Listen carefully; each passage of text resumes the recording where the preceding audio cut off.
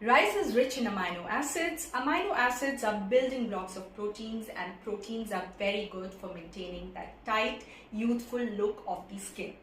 So don't be scared of eating rice. And what? Did I hear somebody say that rice makes you fat? Of course it does, because it has a high GI index. And if you eat lots of rice together, it can make you fat. But there's a great news for all the rice lovers out there. You eat rice with small portions, load your rice with fiber in the form of vegetables and salads, and complement it with dals. You know why?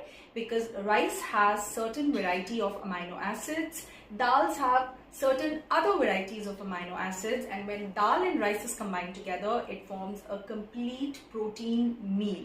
So don't be scared of eating rice. Just keep your portions small. Load your rice with fiber in the form of vegetables and salad. Combine it with a lot of dal, which will again give you a lot of amino acids and protein, and this forms your complete protein meal.